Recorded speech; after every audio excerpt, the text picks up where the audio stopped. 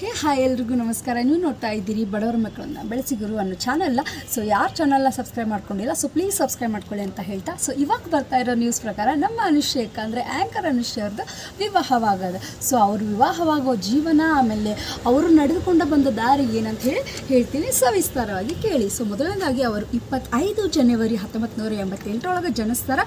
ಅದು ಸೂರತ್ಕಲ್ ಮಂಗಳೂರಿನಲ್ಲಿ ಜನಿಸ್ತಾರೆ. ಮತ್ತು ಇವರ ಒಂದು ವೃತ್ತಿ ಅಂತ ಹೇಳಿದ್ರೆ ಆ್ಯಂಕರಿಂಗ್, ಅಂದರೆ ನಿರೂಪಕಿಯಾಗಿ ಬಹಳ ಕಡೆ ಎಲ್ಲ ತಮ್ಮ ಒಂದು ಜೀವನವನ್ನು ಸವಿಸ್ತಾರೆ. ಅದಕ್ಕಾಗಿ ಮುಡಿಬಿಡ್ತಾರೆ. ಸೊ ಇಷ್ಟು ವರ್ಷ ಏನಿಲ್ಲ ಅಂದರೆ ಅವ್ರಿಗೆ 37 ವರ್ಷ ಆಗೋದು. ಸೊ ಇಷ್ಟು ತನಕ ಆದರೂ ಅವ್ರು ಯಾವುದೇ ವಿವಾಹದ ಬಗ್ಗೆ ಸುದ್ದಿ ತೆಗೆದಿಲ್ಲ.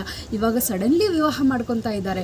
ಮತ್ತು ಅದಕ್ಕಿಂತ ಮುಂಚೆ ವಿವಾಹ ಯಾರ ಜೊತೆ ಆದರೂ ಅನ್ನೋದು ಇವಾಗಲೇ ಗೊತ್ತಿದೆ. ಅದಕ್ಕಿಂತ ಮುಂಚೆ ಏನು ವಿಶೇಷ ಅನ್ನೋದನ್ನು ಹೇಳ್ತೀನಿ ಕೇಳಿ. ಇವರ ಜೀವನವನ್ನು ನೋಡ್ಕೊಂಡ್ರೆ ಹೆಂಗೆ ಆಗ್ತದೆ ಅಂತಂದ್ರೆ ಭಾಳ ಒಂದು ಶೋಚನೀಯ ಅನ್ನಿಸ್ತದೆ. ಯಾಕಂತಂದ್ರೆ ಇವರ ತಂದೆ ಹೆಸರು ಸಂಪತ್ತ, ತಾಯಿ ಶಶಿ ಅಂತ ಹೇಳಿ. ಸೊ ಇವ್ರದ್ದು ವಿವಾಹ ಆಗ್ತದೆ. ಸೊ ಅವ್ರಿಗೆ ಹುಟ್ಟಿದ ಮಕ್ಕಳು ಇಬ್ಬರಾಗಿರ್ತಾರೆ, ಒಂದು ಮಗ ಒಂದು ಮಗಳು. ಆದರೆ ಒಂದು ಹೆಣ್ಣು ಮಗಳು ಹುಟ್ಟಿದ ಕಾರಣದಿಂದ ಆ ವ್ಯಕ್ತಿ ಆತನ ತಂದೆ ಇದ್ದಾರಲ್ಲ ಬೇರ್ಪಡಲಾಗ್ತದೆ. ಸೊ ಅವರ ಚಿಕ್ಕವರಿದ್ದಾಗಲೇ ಅವರನ್ನು ದೂರಿಂದ ಹೋಗಿರ್ತಾರೆ. ಅವ್ರು ಯಾವುದೇ ರೀತಿ ಫ್ಯಾಮಿಲಿ ಬ್ಯಾಕ್ಗ್ರೌಂಡ್ ಅವ್ರ ಹತ್ರ ಇರಲ್ಲ. ಸೊ ಇವರು ಒಬ್ಬ ಮಹಿಳೆ ಅನುಶ್ರೀ ಅವರು ಧೀರವಾಗಿ ದಿಟ್ಟವಾಗಿ ತಮ್ಮ ಜೀವನವನ್ನು ಸಾಗಿಸಿದರು. ಇಷ್ಟು ಒಳ್ಳೆ ಹೆಸರನ್ನ ಗಳಿಸ್ಬೇಕಂದ್ರೆ ಸಾಮಾನ್ಯನ ಅಲ್ಲ ಅಲ್ವಾ.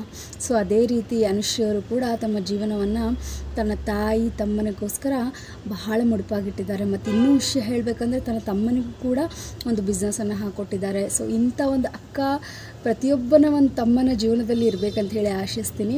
ಇಂತಹ ಅಕ್ಕಗಳೇ ಸಿಗಲಿ ಅಂತೇಳಿ ಹೇಳ್ತೀನಿ. ಮತ್ತು ಇವಾಗ ಅವ್ರ ಮದುವೆ ವಿಷಯಕ್ಕೆ ಬರೋಣ. ಸೊ ಇವರ ಒಂದು ವಿವಾಹದ ಸಂದರ್ಭ ಏನಪ್ಪ ಅಂತಂದರೆ, ಇವರು ಒಂದು ಇದು ಪ್ರೀತಿಯ ಮದುವೆ, ಅಂದರೆ ಒಂದು ಲವ್ ಮ್ಯಾರೇಜ್ ಅಂತ ಹೇಳಬಹುದು. ಸೊ ನಾನು ಹೇಳಿದೆ ಲವ್ ಮ್ಯಾರೇಜ್ ಅಂತ.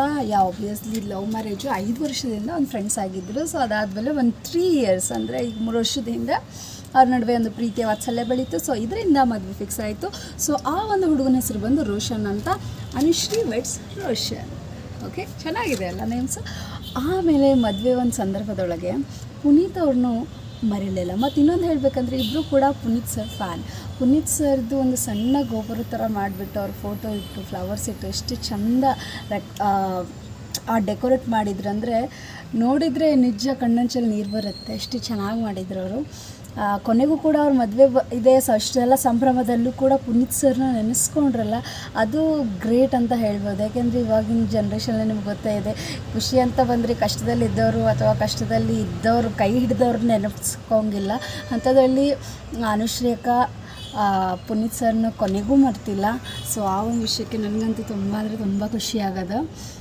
ಸೊ ಫೈನಲಿ ಮದುವೆ ಆಯಿತು, ಒಳ್ಳೆಯದಾಗಲಿ, ಅವ್ರ ಜೀವನ ಶುಭವಾಗಿ ಹೋಗಲಿ, ಯಾವುದೇ ರೀತಿ ಜಗಳ ಸೊಟ್ಟು ಏನೂ ಆಗದೆ ಇರಲಿ, ಯಾವ ದೃಶ್ಯನೂ ಬೀಳದೇ ಇರಲಿ ಅಂತ ಹೇಳ್ತೀನಿ. ಮತ್ತು ಇನ್ನೊಂದು ಹೇಳಬೇಕಂತಂದ್ರೆ ಎಲ್ಲ ಆ್ಯಕ್ಟರ್ಸು, ಇವಾಗ ಶಿವಣ್ಣ ಸರ್ ಇರಬಹುದು, ಹಂಸಲೇಖ ಸರ್ ಇರಬಹುದು, ಆಮೇಲೆ ಕಾಮಿಡಿ ಕಿಲಾಡಿ ಒಳಗಿರ್ತಾರಲ್ಲ ಎಲ್ಲ ಆ್ಯಕ್ಟರ್ಸು ಬಂದಿದ್ದರು. ಅವ್ರಿಗೆಲ್ಲ ಶುಭ ಹಾರೈಸಿದರು. ಸೊ ಆ್ಯಂಡ್ ಒನ್ಸ್ ಅಗೇನ್ ನನ್ನ ಕಡೆಯಿಂದನೂ ಕೂಡ happy married life Anushree and Roshan bro. ಅವ್ರ ಹೆಸರು ಬೇಗ ನೆನಪು ಬರೋದಿಲ್ಲ.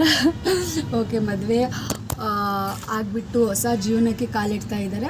ಸೊ ಇವರು ಜೀವನದಲ್ಲಿ ಏನೇ ಬಂದರೂ ಒಂದಾಗಿ ಹೊಂದಿಕೊಂಡು, ಎಷ್ಟೇ ಕಷ್ಟ ಬಂದರೂ ಗಂಡನ ಕೈ ಹೆಂಡತಿ ಬಿಡದೇ ಇರೋ ಹಾಗೆ, ಹೆಂಡತಿ ಕೈ ಗಂಡ ಬಿಡದೇ ಇರೋ ಹಾಗೆ ಕೊನೆ ತನಕ ಒಂದೇ ಹೇಳ್ತಾರಲ್ಲ, ಏನೇ ಆದರೂ ಮೂರನೇ ವ್ಯಕ್ತಿ ಬಿಟ್ಕೊಡ್ಲಂಗೆ ಜೀವನ ನಡೆಸ್ಕೊಂಡು ಹೋದರೆ ಅದರಂಥ ದೊಡ್ಡ ಅದೃಷ್ಟ ಇನ್ನೊಂದಿಲ್ಲ.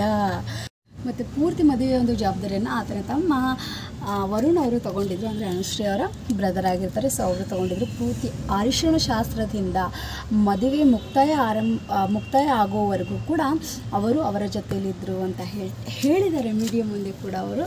ಸೊ ಇವರ ಒಂದು ಪ್ರೀತಿ ಸಕ್ಸಸ್ ಆಗದ. ಸೊ ಯಾರ ಪ್ರೀತಿನೂ ಅಷ್ಟು ಬೇಗ ಸಕ್ಸಸ್ ಆಗಂಗಿಲ್ಲ. ಸೊ ಇವ್ರದ್ದು ಸಕ್ಸಸ್ ಆಗದ. ಸೊ ಇವರು ವೆರಿ ಲಕ್ಕಿ ಅಂತ ಹೇಳ್ಬೋದು. ಮತ್ತು ಇನ್ನೊಂದು ವಿಷಯ ಹೇಳಬೇಕಂದ್ರೆ, ಏನೇ ಒಂದು ಲೈಫಲ್ಲಿ ಎಷ್ಟೇ ಕಷ್ಟ ಬರಲಿ, ನೋವು ಬರಲಿ, ನಲಿ ಬರಲಿ, ಎಂಥದ್ದೇ ಬರಲಿ, ಒಂದಾಗಿ ಕೈ ಬಿಡದೆ ಜೊತೆಯಾಗಿ ಹೋಗೋದೇ ನಿಜವಾದ ಒಂದು ಸಂಬಂಧ ಅಂತ ಹೇಳ್ತಾ ಈ ನನ್ನ ವಿಡಿಯೋ ಮುಗಿಸ್ತಾ ಇದ್ದೀನಿ. ಯಾರು ನನ್ನ ಚಾನಲ್ನ ಸಬ್ಸ್ಕ್ರೈಬ್ ಮಾಡ್ಕೊಂಡಿಲ್ಲ, ಸೊ ಪ್ಲೀಸ್ ಸಬ್ಸ್ಕ್ರೈಬ್ ಮಾಡ್ಕೊಳ್ಳಿ ಅಂತ ಹೇಳ್ತಾ ನಾನು ಈ ಒಂದು ವಿಡಿಯೋನ ಮುಕ್ತಾಯ ಹೇಳ್ತಾ ಇದ್ದೀನಿ. ಬಾಯ್.